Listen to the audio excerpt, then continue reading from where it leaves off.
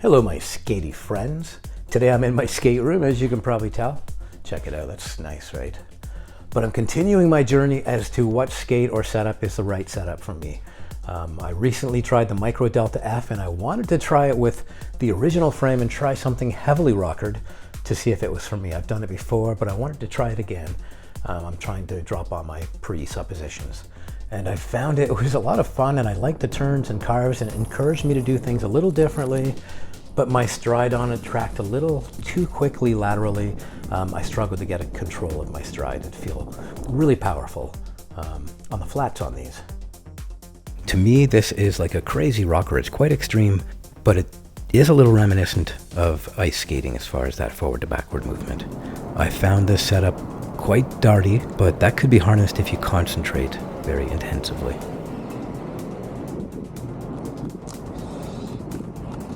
So I really had to bear in mind exactly where my weight was forward and backward as well. So sometimes I felt like I was just flying by the seat of my pants. Not quite balanced, but that's down to technique and not the skate. But yeah, it's a whole other element from a flat setup. Thinking about what your feet are doing forward and back and where your body is over the skates. And on the 3D terrain, they were great, but I heard a rattle, and a rattle is a terrible thing. These skates felt and performed beautifully, so I have to overcome that rattle. Turns, of course, are just amazing on these. Pivots are so easy. Yeah, there's just so little toll on the joints when you do a lot of turns and carves, and they react so quickly because you're on those two wheels. The stops, I wasn't really confident enough to do some big slide. When I'm on the two wheels, it's a little less predictable, but they felt crisp and accurate because I was able to punch with the hips and move decisively into my stops. And of course, they're great for the weaving around stuff. They do have a place in assault skating depending on your style. I would prefer just a little less rocker, and that's why I'm experimenting with the endless frame next. This session was a lot of fun, but I didn't feel like a power skater.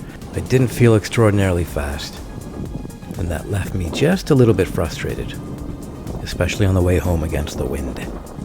But for the stairs, they felt great, except for that rattle. Here I'm going for the 7-7 4 steps, and I chicken out. That happens.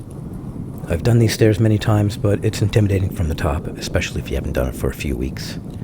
So I give myself the pep talk about how great I am and how many times I've done this, and yeah, I execute on the big things.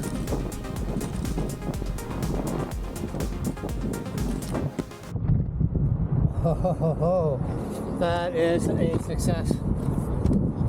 My camera's not fucked, and I was wearing a pad. So I'm going to be using the endless frame next. It's a frame I've used before and I've enjoyed immensely. It did offer the freedom of a rocker, but it also felt very good on the flats and gave me really good power and speed in my stride.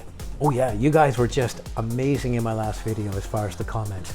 I asked you guys which skates you think would be most appropriate for me next, and the answers I got were so informative. So many of you put great thought and care into your answers and the details within those answers. So I cannot thank you enough. It's really given me a lot to think about, but I've narrowed it down to about 3 skates. And a few people contacted me privately to reinforce some of the things I saw in those comments. So the community really came through for me on this one. Thanks. Stay low.